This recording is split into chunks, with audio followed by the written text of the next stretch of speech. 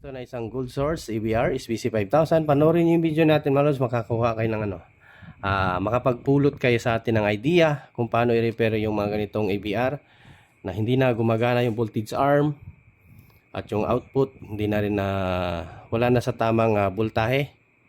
So, paano yung technique? Panoorin niyo.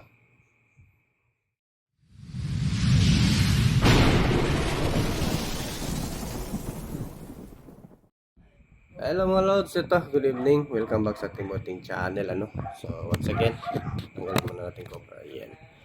So ito, another EVR na naman, and gold source, automatic voltage regulator, SBC5000 or 5000 watts AVR, stable ko, no, pero hindi ito stable series, so yung po yung mga stable series, yung mga kulay white, so iba po yung board nun.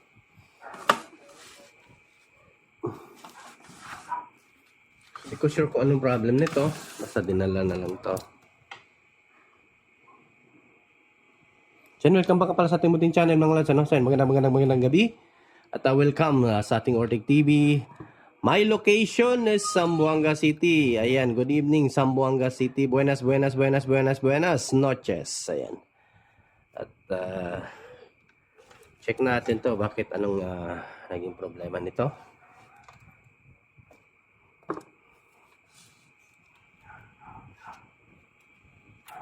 Wala namang issue. Plug na lang natin para malaman natin.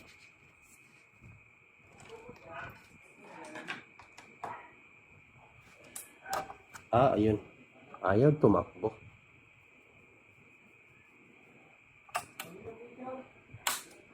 May problem sa motor.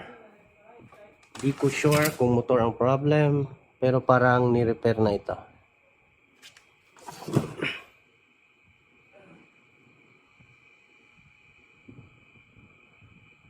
Parang ni-repair na.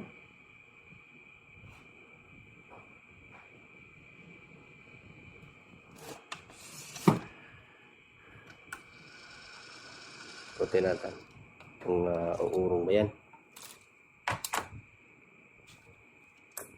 So wala nga talaga. Ano nangyari? So voltage arm problem. Ito na naman tayo. Motor na naman. Motor problem din. Iwan ko dito sa area ko. Palaging tinatamaan talaga yung mga motor ng EVR. Mamahal pa maningil ng mga grid provider dito. Tapos walang stable na kuryenteng binibigay. Ninira ng mga appliances ng ating mga customer.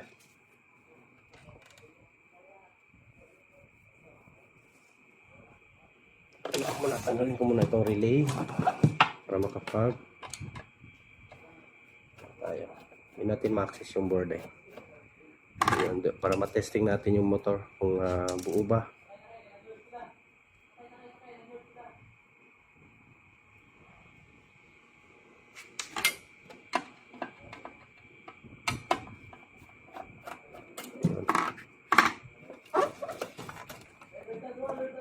So, aray ko. Natutumbay. Thank you sa walang sawang suporta mga lods sa panunood sa ating mga video, no.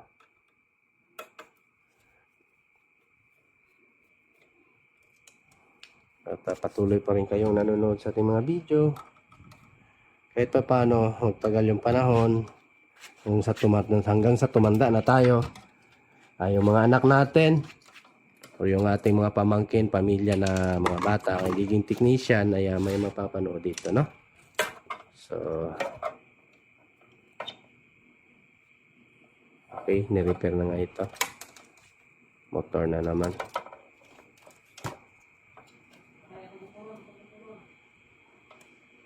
Sunog.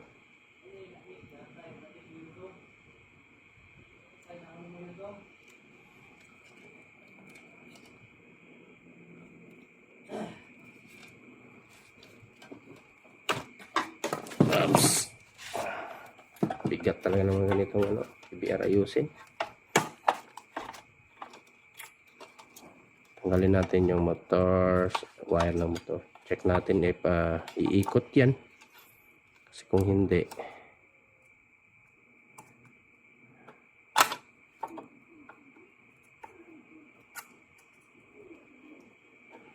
dumila ng ano ko. Tip, ang itim-itim na. Bilis. Kala ko itong panlinis sa ano, oh.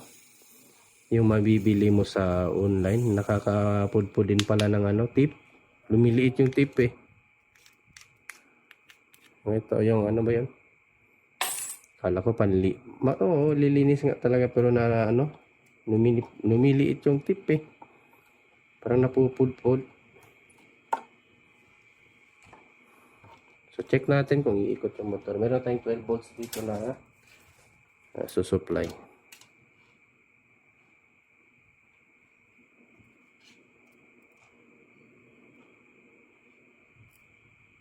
So hindi makaikot yung motor. Motor na naman ta. So meron pa tayong extra motor. Palitan natin na rekta. Ito, meron pa tayong isa. Buti dalawa in order ko.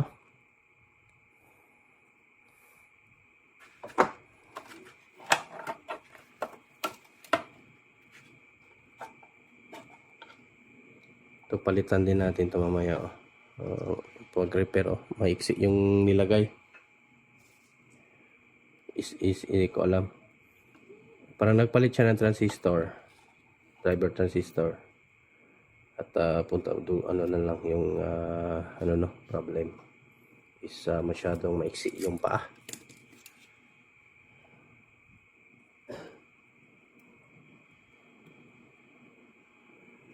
Tanggal motor na naman.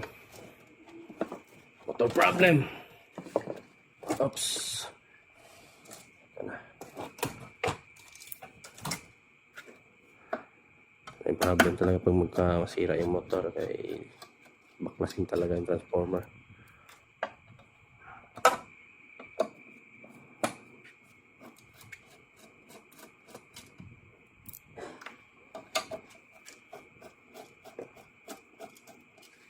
Pure copper yung kanyang transformer.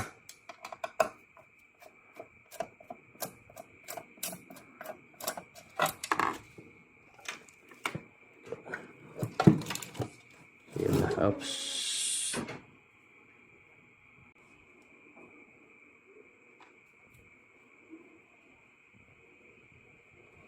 Tanggalin natin motor.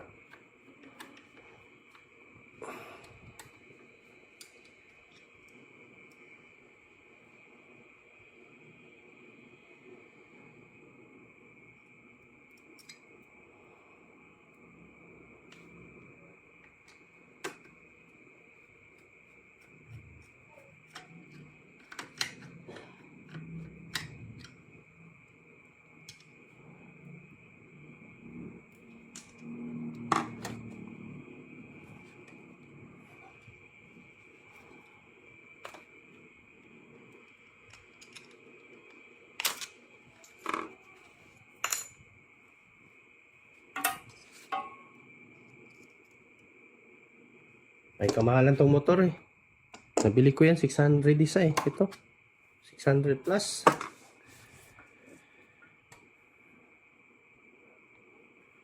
Dito tayo na naman. Tanggalan natin ng gearbox.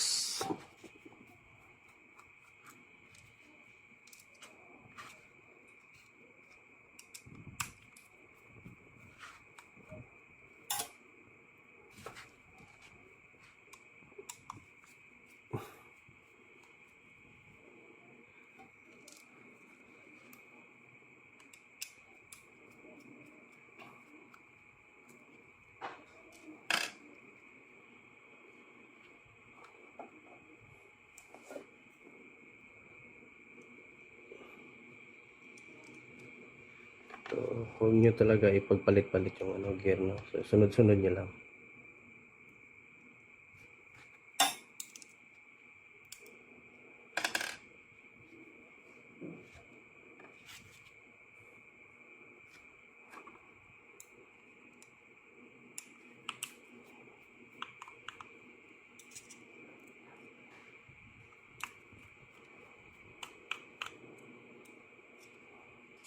Tsaka ano pa to, mayroon pa to isa eh, dalawa to eh. Dalawang piraso ito. So, meron yan. Kung bibili kayo, bilangin nyo yung tooth, no? Itong pinaka-tooth ng ating motor. Or teeth ng kanyang gear. Gear. Gear. Pinaka-gear. Gear. So, ayan. May 9 at saka 10.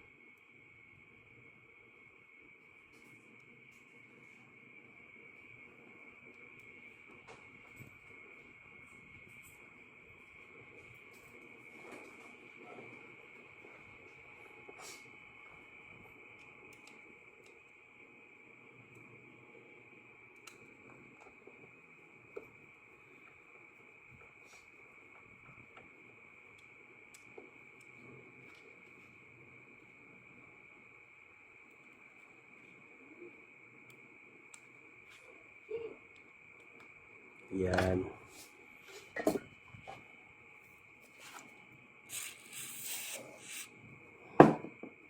Kunting ano lang. Kasi parang lumapot na yung ano eh. Yun. Bilis lang, no?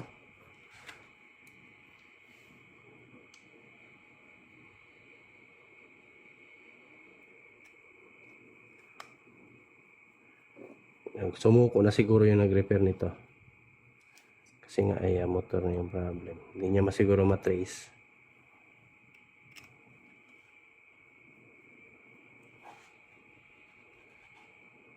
Uy, hindi tumama yung ano, gear ah.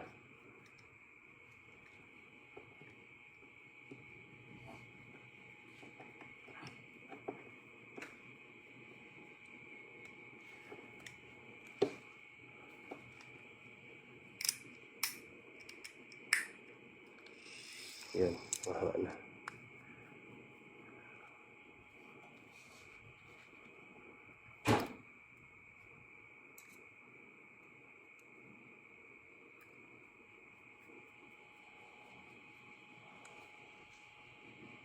Uy, may naiwan kaya pala tumigas. Tumigas si Dudong. May naiwan palang spacer. Tingnan natin ulit. Pinapansin pa natin. May sumama palang spacer. Dito ito.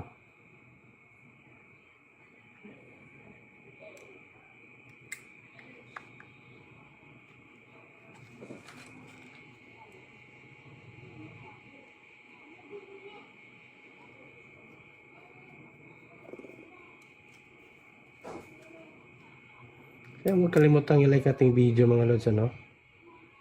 Kung hindi ka pa nakasubscribe po, subscribe na po. At yan na lang po yung ano ba ang tawag doon? Basta, at subscribe na lang kayo dyan kung gusto nyo mag-subscribe. Kung ayaw nyo, di. Ano man di ay. Ito.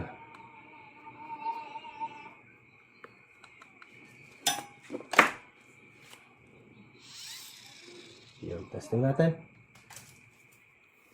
Supplyan natin.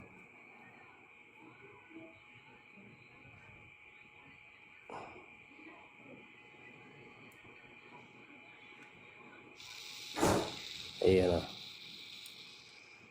So sana siguro naman magiging okay na ito.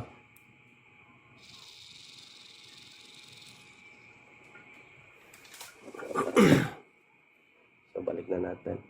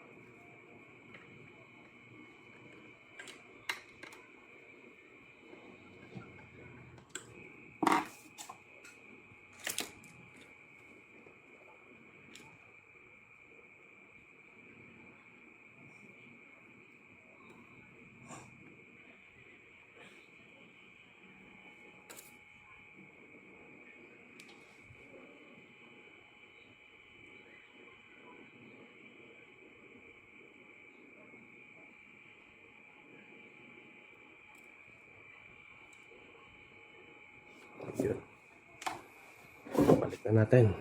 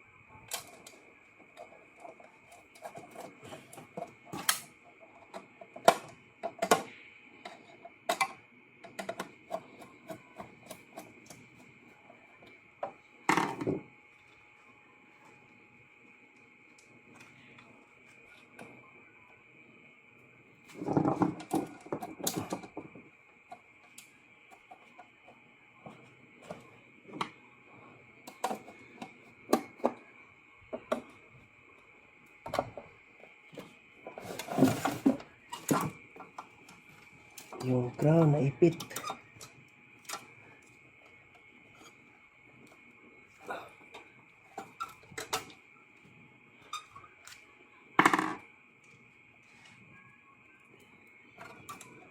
Kahirapan talaga sa pagbalik ng ganito. Okay, siguro konti lang yung technician na nagre-repair ng ABR.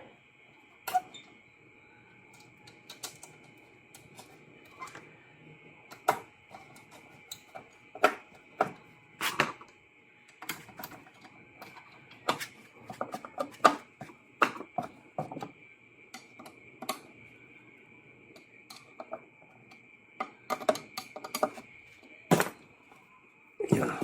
Okay na. Balik na natin. So, dito na naman tayo sa kanyang board. Balik na natin ang motor.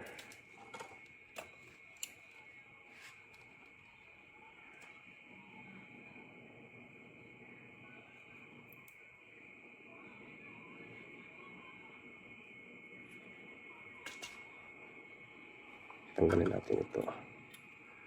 Exit.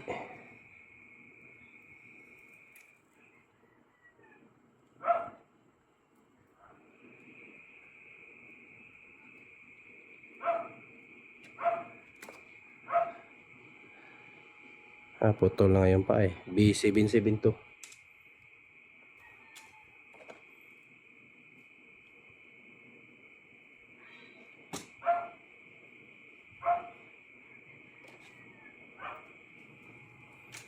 B772, where are you? Oops.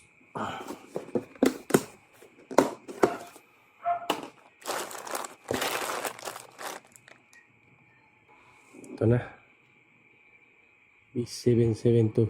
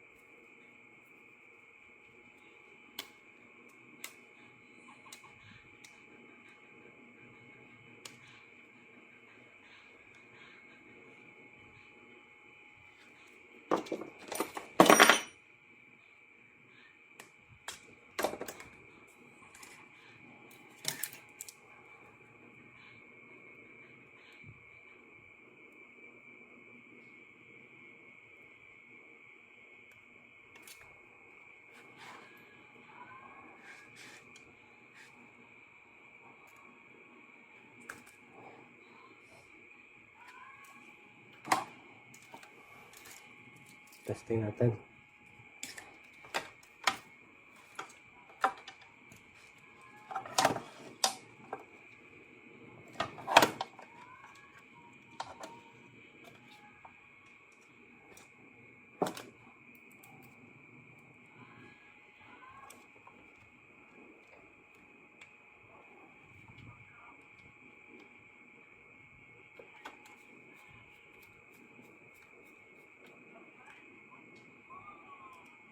Tapos check natin yung output voltage nito.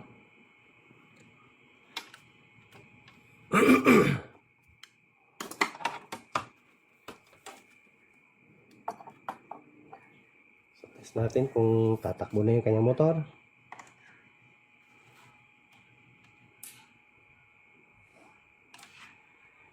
Ito natin iurong.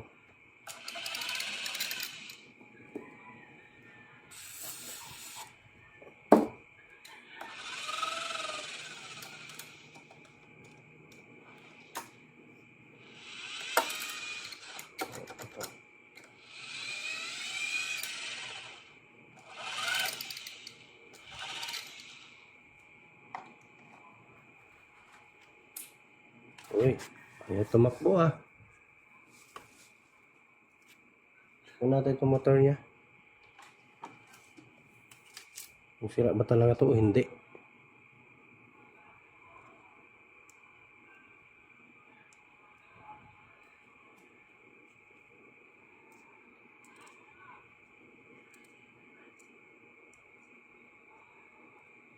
May problem na yung motor niya.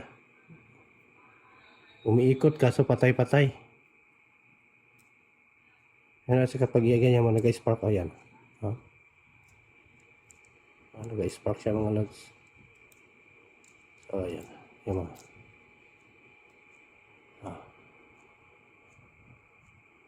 Hindi na continuous yung kanyang ikot.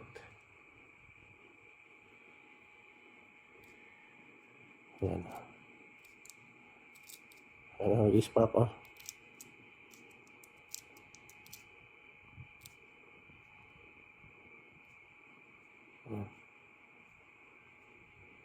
Hindi na continuous ang ikot. So may iba pa tong problem.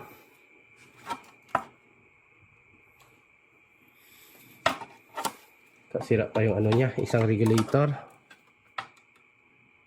Yung ating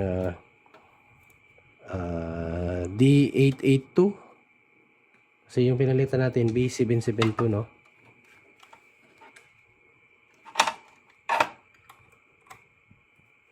Try natin palitan yung kanyang isa pang transistor. Kasi driver naman yun ng motor eh.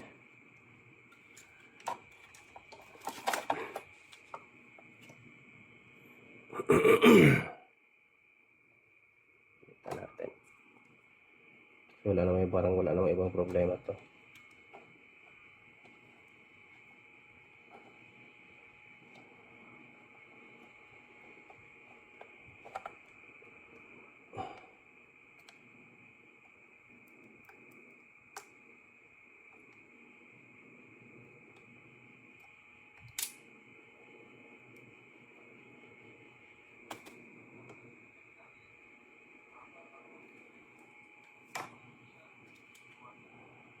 Ay, putok pala. Sorry.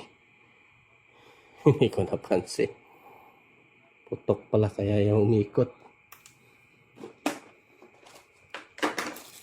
Kala ko buo pa eh.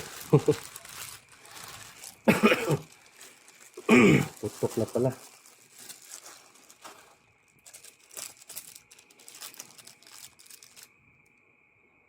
Tapos date ito.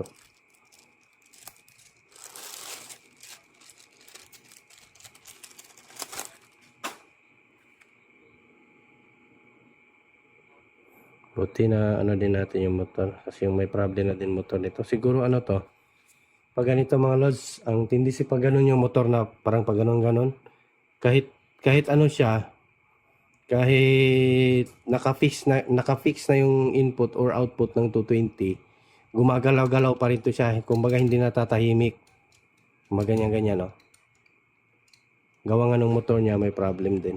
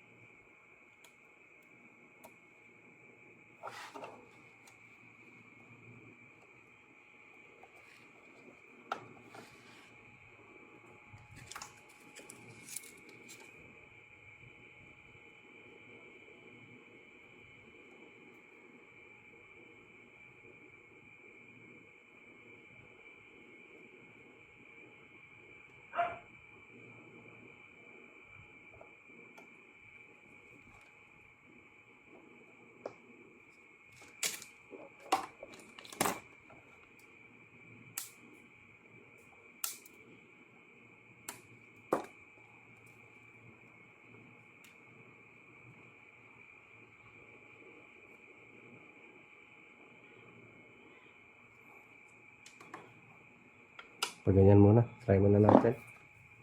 Yung tanggal-tanggal. Ayun o.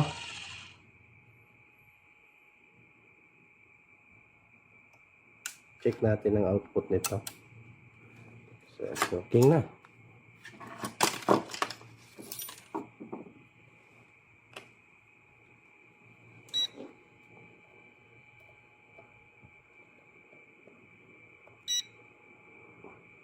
To 13. Hindi din pala ito i-adjust. Adjustan muna natin. Sabay na lang din ano.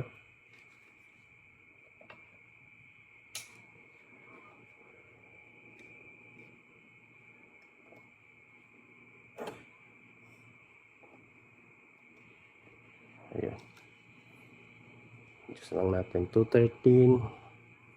Sana yung pa-adjust natin kanina dito. Ni Makoy.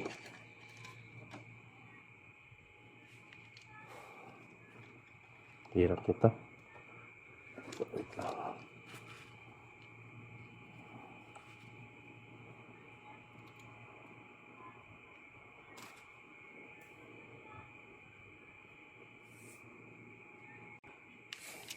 Talaga masyado maliit.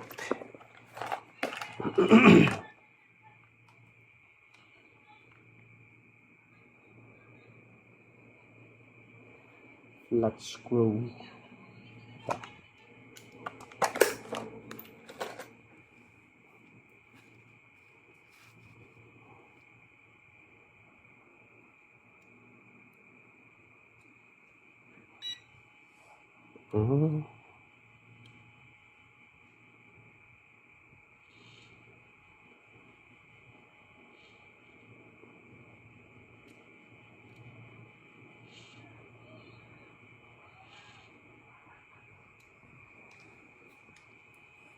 Okay na ito, 220 or 225. Gawin natin 225 kasi pag ano na yan, naka-solar tayo ngayon eh. Tamad na lumabas doon para i-on yung Samsel ko or i-on yung grid.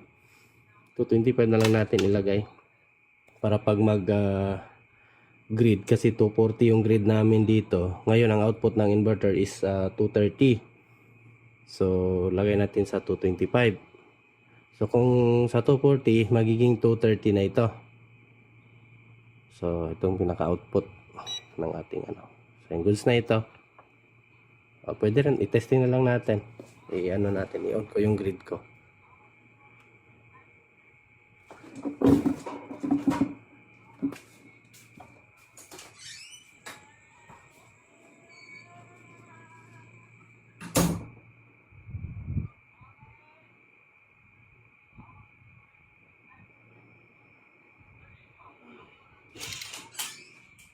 So yun, naka-on na yung grid ko. Ayun, ang taas pala. Sorry. Baba natin.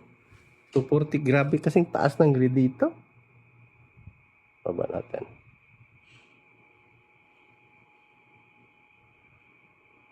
Gawin natin itong 230. Tignan natin kung sa solar mode. Ayan, 230 na. Ayan, 230 output. Patayin ko yung grid. Tignan natin kung ilang voltahe. Kasi ngayon ang grid 240. Tapos tignan natin sa solar ko is 230 yung output. Check natin kung ilang volts yan siya dyan.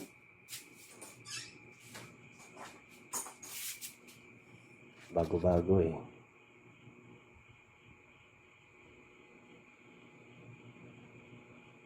Adjust mo natin konti.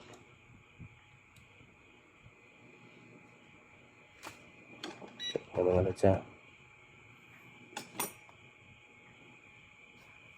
Sobra din.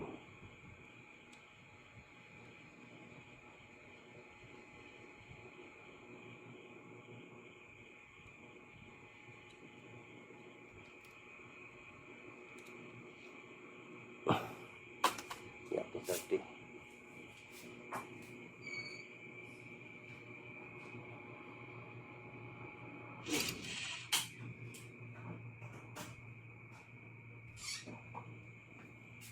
So, ayun. Nagiging 219. So, 220 nga talaga siya. So, i-text natin ito sa 220 para 230 plus lang yung sa grid, no? So, kasi yung ito gagamitin lang dito sa area ko eh.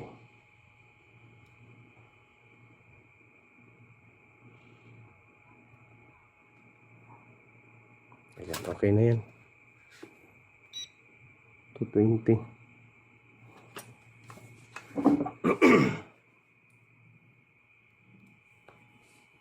So ito, assemble muna natin ulit. So ganun lang mga lods, pag mag-repair ang EBR. Kung gusto mo ibalik sa dating setting or setup, o kung mag-a-adjust ka ng voltahe, ganun lang gagawin.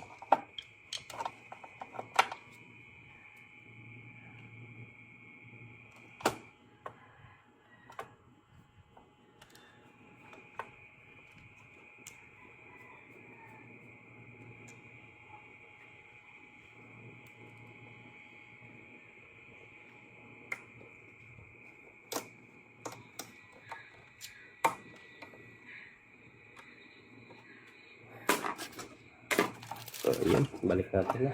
Oops!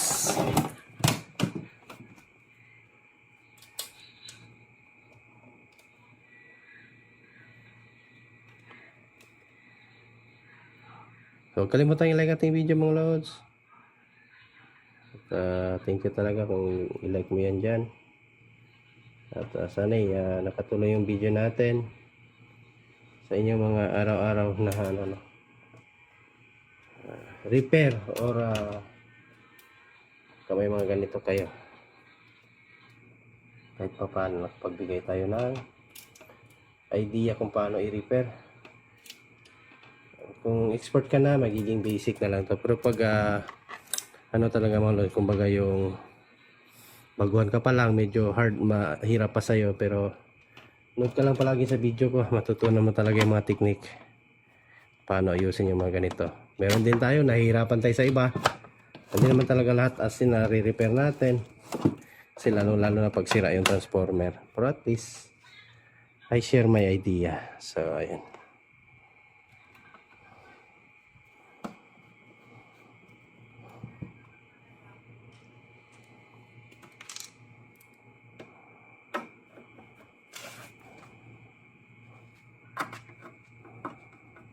Ayun. All goods na. Check natin. Lapit na lang yung konti. 34 minutes na pala tayo nagre-repair. Hindi umabot isang oras. Natapos agad. So, ayan. Gumagalaw na. Quick start natin. Mamaya testing natin to yung delay niya kung gumagana pa. Output voltage. There we go. Ayun to 19. Okay na yan. Kasi nga naka-solar tayo. So pag sa grid 230. So goods na ito.